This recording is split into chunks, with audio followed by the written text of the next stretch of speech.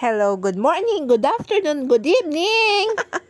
Lahat ng i-voice over ko ay importante, kaya kailangan mong makinig.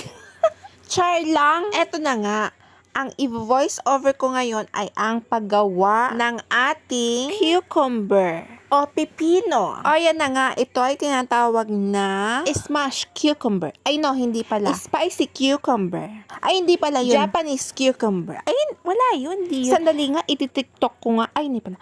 Sandali lang, i-google ko muna kung ano yan. O, ito na nga, Korean cucumber. Sige na, yan na yung TikTok. Korean cucumber. Hindi ako marunong kung ano yan. O siya, manood na lang tayo.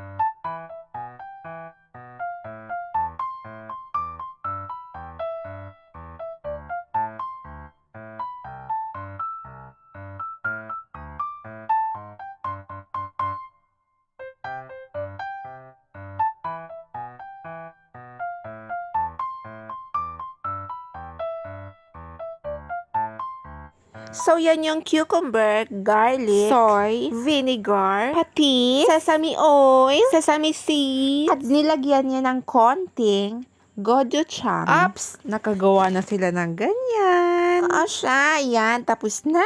Huwag po natin kalimutang i-share at i-subscribe. Bye! Follow for more!